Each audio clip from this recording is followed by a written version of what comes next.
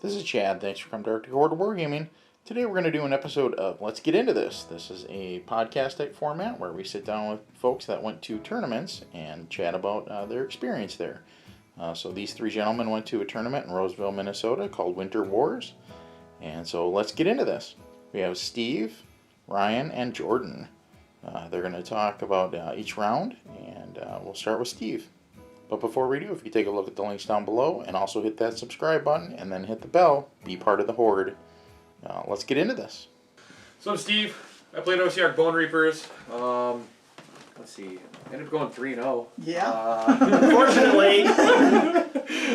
Let's see. First round I played against Iron Jaws. It was a single Maw Crusher list, which I was actually shocked about. Well, that's just because Al doesn't have a second one yet. Okay. Yeah. There it is. Yep.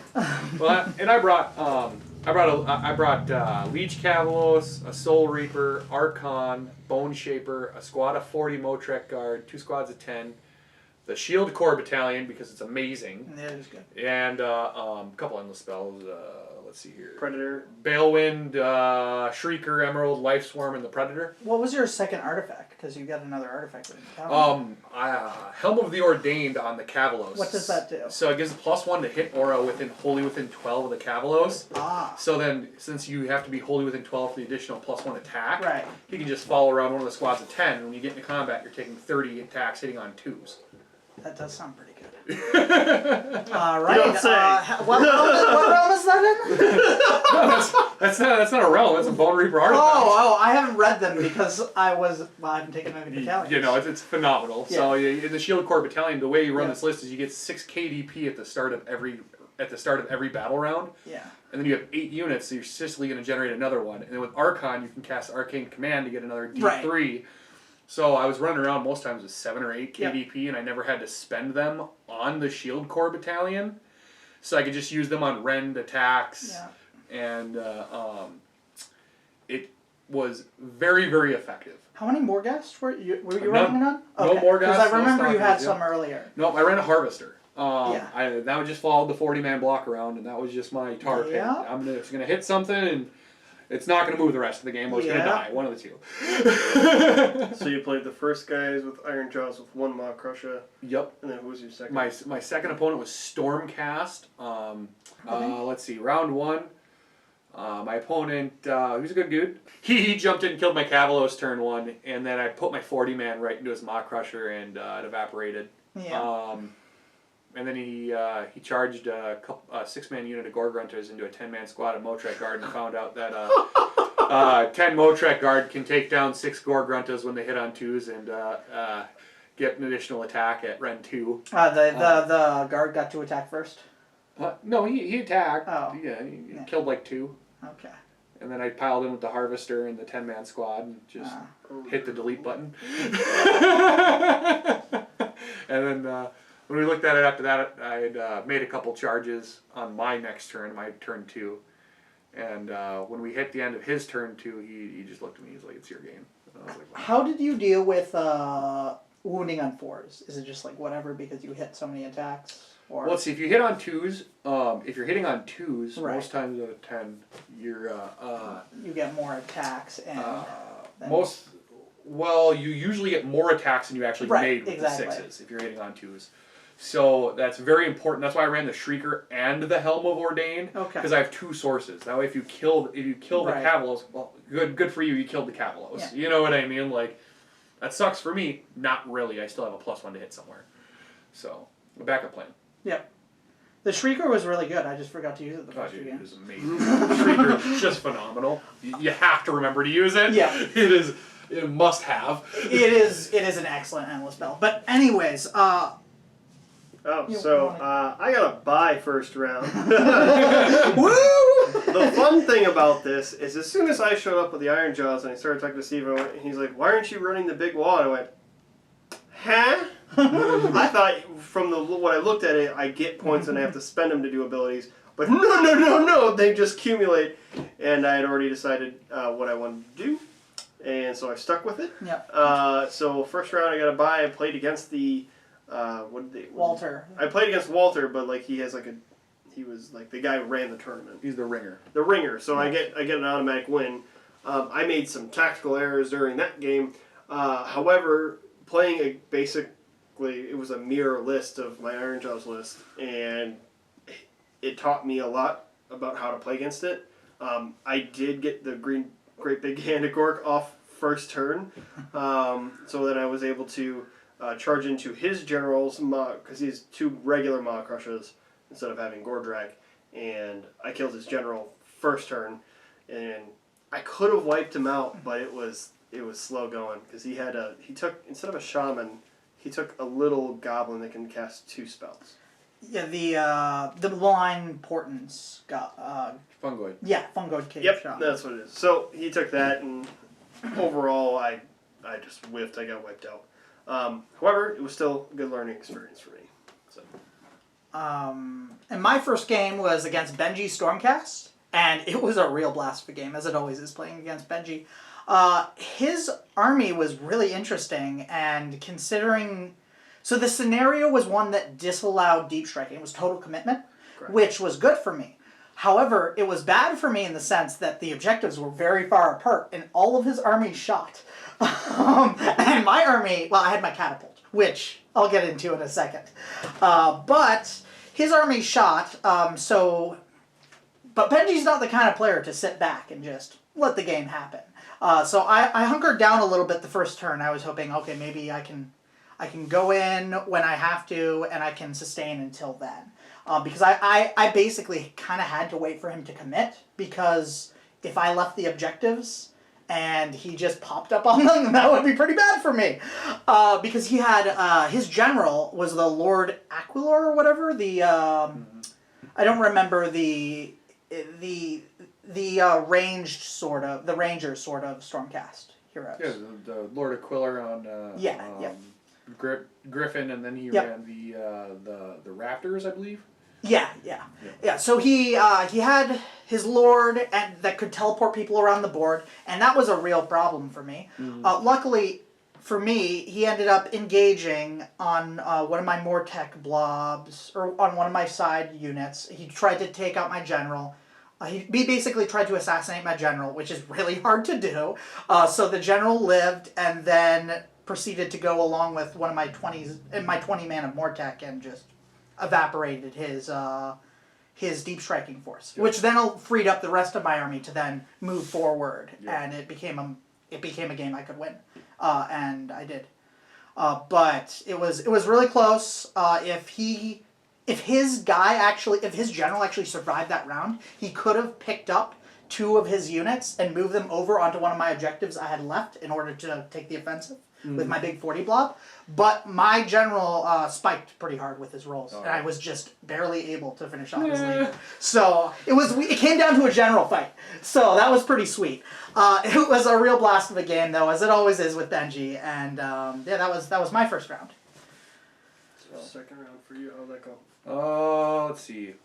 Played against David in his shooting Stormcast. It was different. I'm trying to remember the scenario exactly. I believe it was the one where It was relocation. relocation orb. Yep. So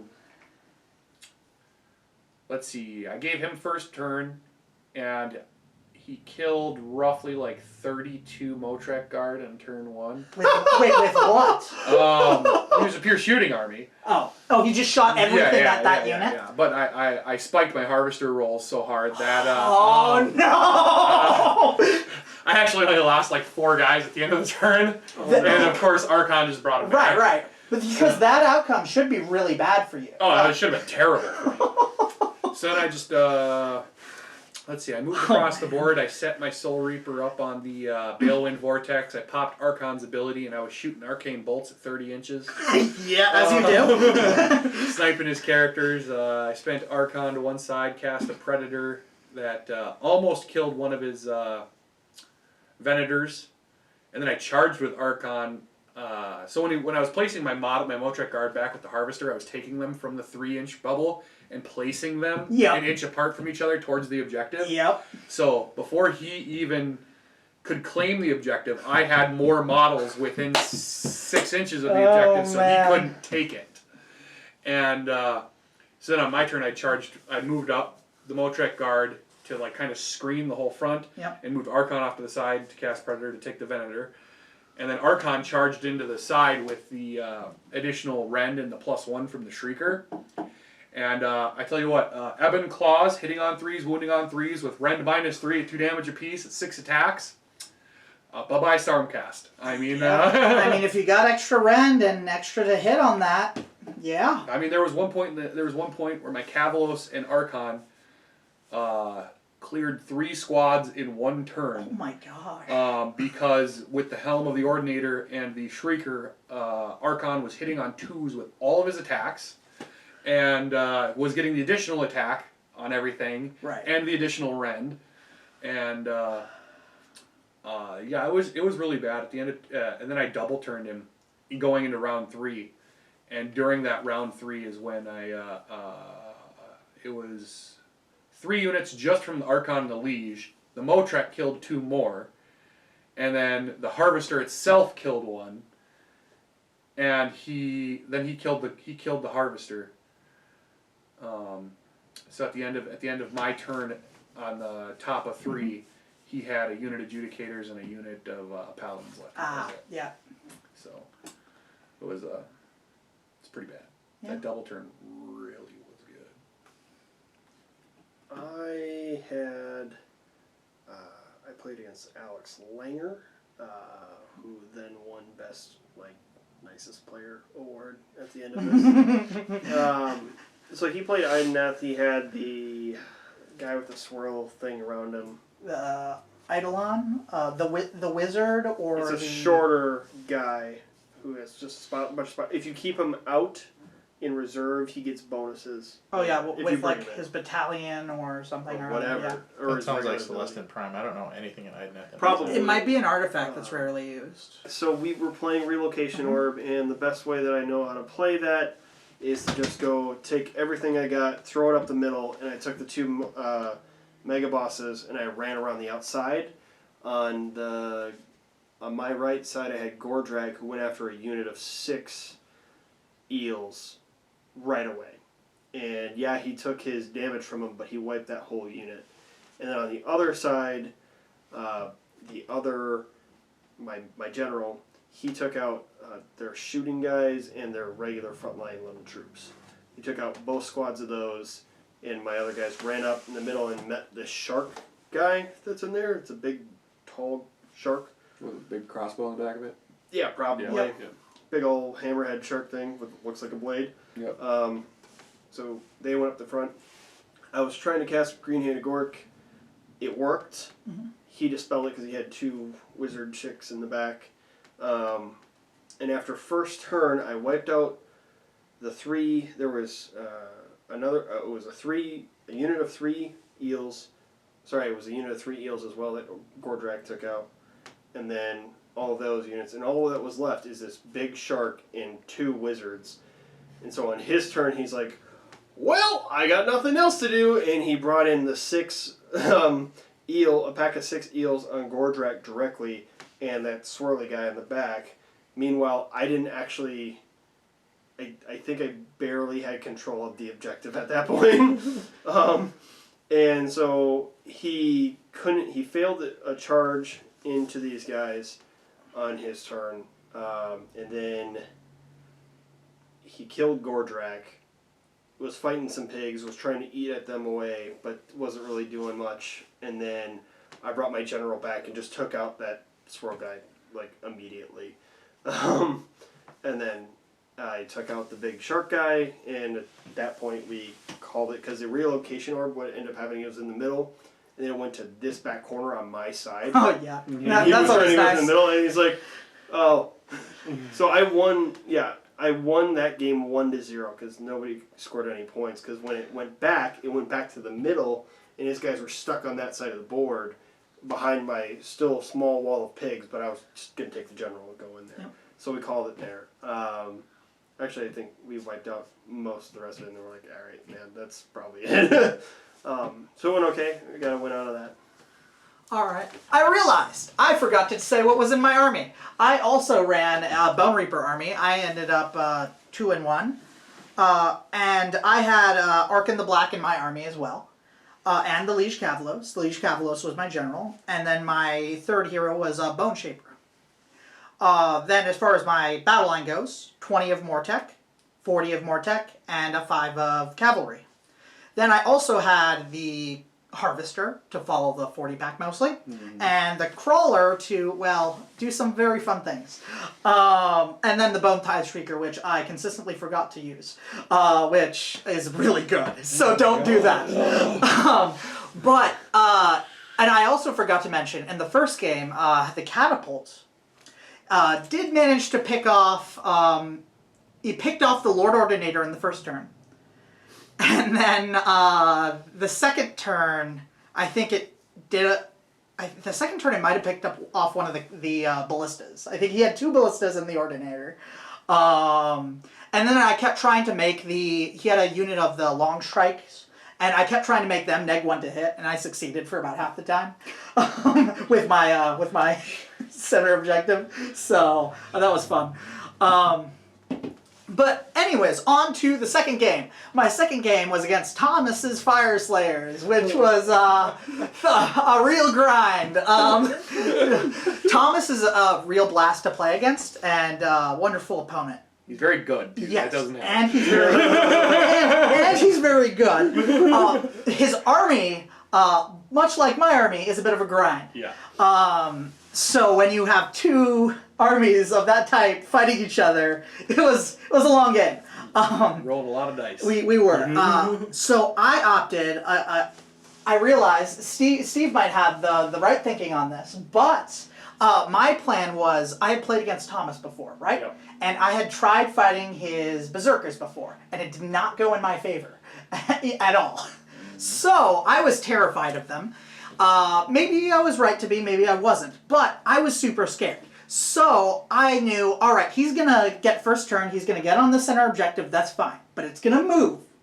So I basically was like, I'm going to control both sides, and hopefully that's good enough if I don't take the middle. It went well at first, actually. He has a hero in the center of his, I think it's a runesmith or something? Battlesmith. Battlesmith, yeah, thank you. So he had a battlesmith in the center of his 30 block of Hearthguard, and he's like a big buff piece. So I removed him the first turn with my catapult. I used the once per game shot because he was neg 2 to hit, so I had to use the ability, and I bet on it, and I got a 10. I needed an 8 or higher. There you go. So I picked him off first turn, and that was really good. And then I moved around the flanks with all my guys. I was fighting through with Fire Slayers on one side, and then I basically just controlled the other side for free because he wasn't trying to contest it. But the objective moved to the side where my 40 block was, which was good. Unfortunately, he was also focusing that side. So his big block of Hearthguard began to move that way, while still staying on the center, of course. And once he got into combat with my army, it hurt. He got to swing twice before I got to do anything, and then I lost a lot to mortal wounds. I mean, his army is like all mortal wounds, with at least the Hearthguard, which is the real threat. Is that 130 block, which is now going to be multiple 20 blocks. Drain vitality, baby. Drain vitality. Yes, and I did. I used it on him the first, I think I hit him with it every turn until the end. You have to. And that's actually the only reason my army didn't evaporate immediately was because his Hearthguard were drained vitality for 2 turns in a row. You gotta hit him with the drain vitality and the -1 to hit. And then and then the only real way to deal with them after that is you have to buff their to hit and you have to buff their attacks. Right. And honestly, I didn't have the punch because I was trying to get my Mortec in the place where the objective was going to be. And I was successful in a sense. I got Archon onto where the objective was actually, and I took it for one of the turns. But my Mortec were pretty spread pretty thin, and then he just hit the flank of them. And yeah, if I was gonna go for the objective, I sort of was trapped into my strategy. But and then he got to swing twice. I lost a lot, even with drain vitality. And I don't think I got the neg 1 to hit off. No, the first turn, actually, I tried to make them neg 1 to die for charging. And that almost worked, but he still made it in. Yeah, it's against Fire Slayer's Hearthguard, and you're playing OBR. I mean, you almost have to Nade-Rat battle shields, enhance Nade-Rat weapons, drain vitality, and then you have to get the -1 off with the thing. So you have to get everything off. I got like 70% of the stuff off I needed, but it wasn't enough. Yeah, and then I mean you just have to. I mean, you have to snipe your characters too, so you have to prepare the turn before you hit those Hearthguard. You have to do those 3 24-inch arcane bolts. Yes. So I was pretty thrilled. I took out the Smith. Yeah. So that was a big deal. Yeah. Unfortunately, the real problem was actually on the flank that didn't even end up mattering.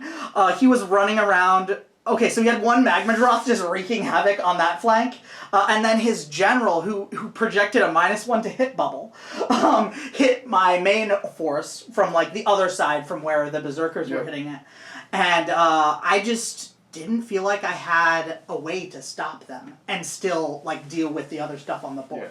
Because, like, sure, I could put all my forces into them, but first of all, I'll take more damage than I dish out because of how those things do. I mean, you take far more damage from the damage you deal to the Magmadroths than what the Magmadroths do to you. So they're pretty nasty. I think they tend to be undervalued. Apparently, he said the list was what the British player in ETC runs. With the double Magmadroth and 30 Hearthguard. Though, of course, that doesn't work anymore. It'll be better now. Well, between it's a 20 and a single Magmadroth. Yeah. But it was a blast of a game. I lost, but I was betting on the objective being somewhere, and the thing that really clinched it in the end for him, where I had no chance, was the objective moved back to the center. No. And then I'm like, okay, well, that's that. So that was my second game. So the catapult has been effective 2 games in a row so far. So every time I ran it, it's terrible. Really? At the end of round 2, Steve and I are both 2-0.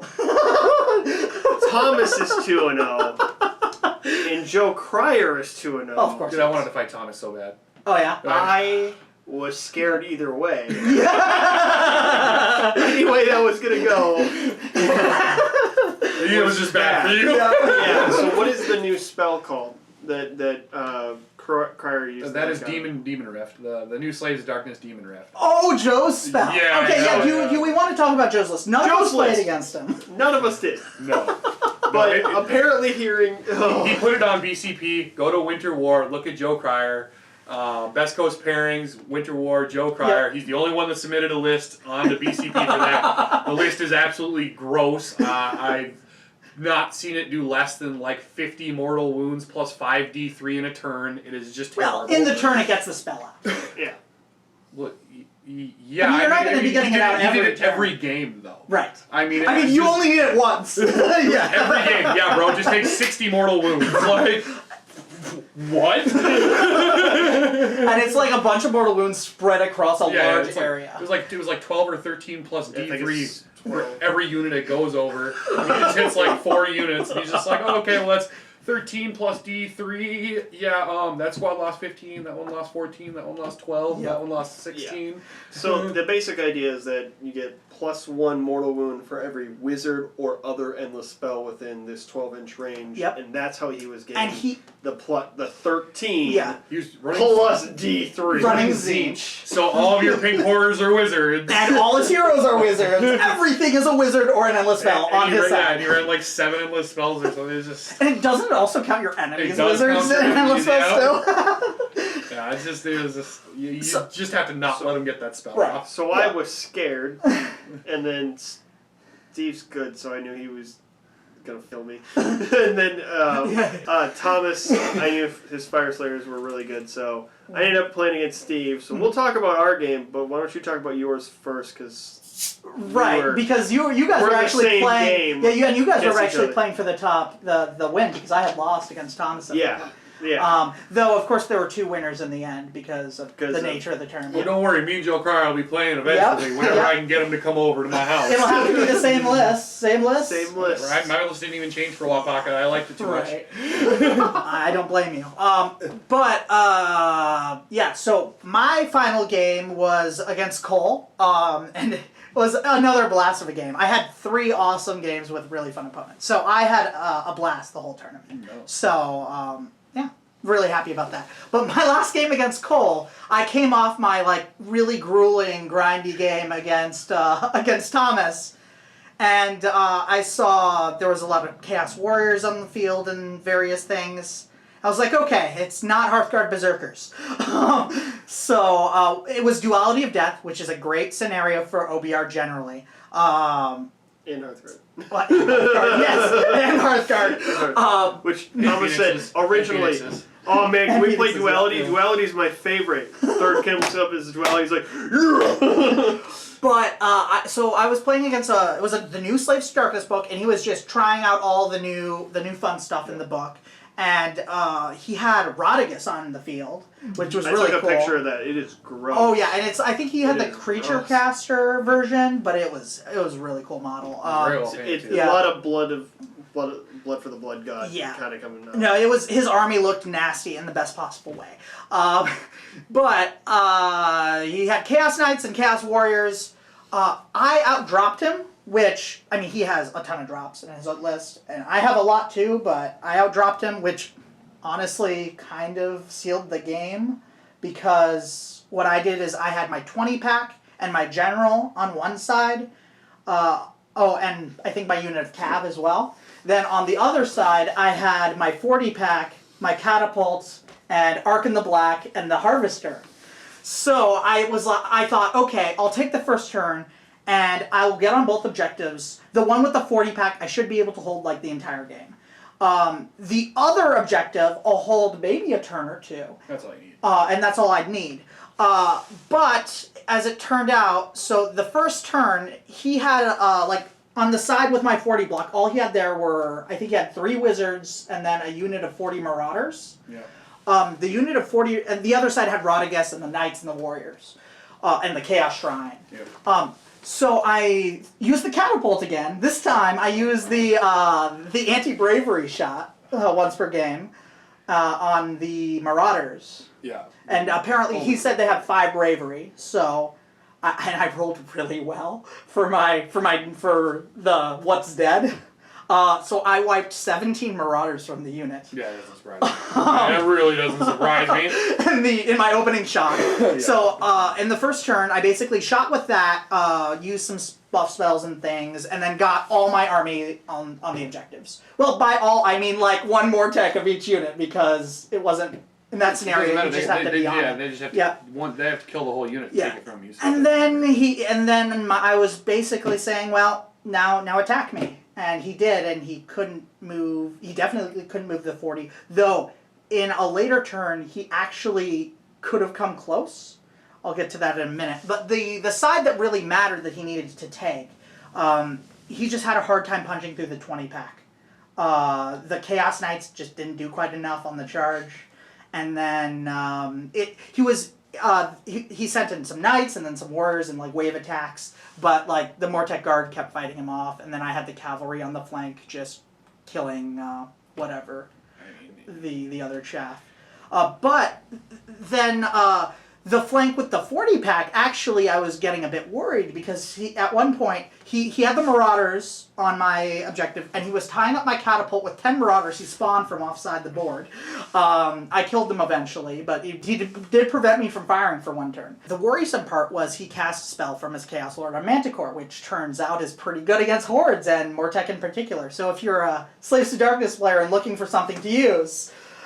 They are very anti-OBR, so if you're scared of OBR, run a couple things from Slaves to Darkness. Chad's painting up Slave to Darkness right now. But in particular, the Chaos Lord on Manticore has a spell that does great anti-horde damage. He did like 20 mortals to my unit of 40. But I rolled really well for my... 6+, 4+. Yeah, I had Mr. Hands there, my... what's Mr. Hands called? Harvester. But I had Mr. Hands there, my Harvester, and he rolled really well for bringing guys back. I also rolled really well. I had my Netherite Battle Shields. I put that on them before then. So that 5-up really saved me. So I had like the 5-up, 6-up, and then and that was enough. I ended up losing I lost 8 models after everything, and after like getting back all the models. So 8 models is still not terrible but considering the amount of damage that went my way, it should have been a lot worse. Something for OBR players. If you're ever considering trying to figure out if you need to run enhanced Needriite weapons or battle shields, if you do not have battle shields, you are wrong. Mortal Wounds murder OBR, and you need that 5+, 6+. I It is agree. not increasing your save. It is an extra 5+ on top of the 6+. Specifically for Mortal Wounds, Yes. you need it, you need it, you need it. I agree completely. There are some armies where you won't benefit from that, but those armies you tend to not have a problem with anyways. I mean, it's like I was saying to my buddies the other day. I said I feel really bad saying this, but playing Bonereapers, if somebody puts down Stormcast or Ironjaws or Bone Splitters across the table from me, or even certain Skaven or Sylvaneth lists, Right. it's just an auto win. Like they just can't do enough to. I'm not Unless saying you roll like, really bad on your saves. Yeah, I mean, like I'm not saying I haven't lost a game or two Right. because I roll lots of 1s and he rolls lots of Right. 6s. But what I'm saying is, a lot of the time when it comes down to it, if the players are even in skill, Right. OBR is just going to win. In certain matchups. Depends on the scenario. too. Yes, it does. that's also very true. And also, OBR does have some very bad matchups. Yes. Like, if you're playing against Tzeentch, like a Mortal Wounds Tzeentch. Again, Slay jump. Mortal Wounds. Yeah. Very so, good against OBR. something like that, anything that can pump out Mortal Wounds can really devastate OBR in combat, especially if you don't get the Battle Shields off. Oh yeah, Battle Shields. And Battle Shields only helps you on like Warm your Squad. and on your Mortec Guard, and it only helps you on on key units. But if they are attacking like Mr. Hands with Mortal Wounds, you're just like, oh, I guess he's dead. Or Archon. Right. Oh, bye. But so I ended up winning because my guys didn't die, but it was a real blessed game, and all 3 of my opponents were great opponents, and yeah, I'd play any of them again. Anyways, you guys had the last game. So what you said for a setup was pretty much exactly what he did. Yeah. That's why I was like, oh. I put 2 units of 10 and a Cavalos on one side, and then the rest of the army went on the So right side. I was watching your game in a bit, and you made a point of not taking the first turn. Yep, because I wanted the chance to double turn. In duality, yes, if I get on that objective first, he's gonna have a hard time getting me off of it. Right. But if he double turned me without me being able to heal that 40 block Sure. with 2 Mock Rushers, there's a chance he could take out that 40-man squad. Right, but then you're running a risk because if he can get on the objectives, though I suppose he's Ironjaws. Yeah, but if you're a red -2, he has a 6+ save. Yes, he's got a lot of wounds, but he's got a 6+ save. How many Arboys did you have, or were you all pigs? None. Oh, okay. Pigs. Okay, then yeah. All Yeah, pigs. yeah. So he's gonna hit you turn 1. He's got 5 command points, or 4 or 5 command points turn 1. 4.5 if I get it with the 50. Yeah, so I let him charge me turn 1, Yep. and he got the objective, and that's great. It took me 2 turns to wipe that unit and get on the objective, but I mean then it's So my game. So what ended up happening is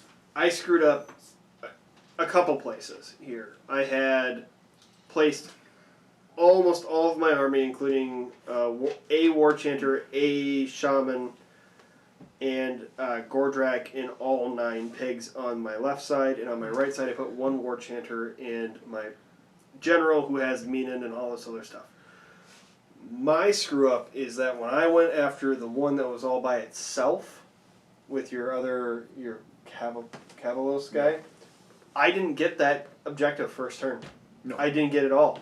My War Chanter was like 2 inches away from controlling that objective, and I didn't get it. That's where I screwed up big time, because I could have held them off and kept holding that objective. If I could have done that, that would have worked better. And then on the other side, instead of taking, I didn't know what these little infantry guys. They're pretty nasty. Steve was uninformative. Never asked. You're getting blamed now. Not that you had to. So no. To be completely help fair, a brother out. to be completely fair, the Bonereapers are a pretty complicated army. There's a lot to explain to them, and they're a new army. And also, we're playing in a tournament where there's just not a lot of time, and so I mean, I have the same experience of I'm happy to go over my rules when you like ask me about things, and I'll try to give a quick rundown of what things do at the beginning. But like, there's only so much I can do in the time. Well, it's like I told them, yeah, they re-roll their saves in combat phase, but I didn't tell them. I forgot to mention that they get +1 to their save, and then they're in cover, and you charged me, so I have a 2+ re-rolling. Yeah. So that happened. God. So the unfortunate mistake that I made is I took Gordrak and I went in. Oh no. And he didn't do that well. If I would have kept Gordrak back and just let the pigs just eat all the damage. Yep. When I think back about it, I would have had, if I did the correct thing on this side, or if I just stuck him there, so you would have to move and then try to attempt to charge, and probably... That probably would have made it. Probably would have made it, but I still did good against them, and I could have stuck it out and stuck there. Yeah. So I would have got 1 and 2. Yep.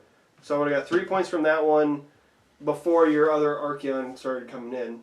And on this side, I could have held out for 2 turns with those Gorgrunters up front before even getting hit by Gordrak, unless you buy your spells. That would be it.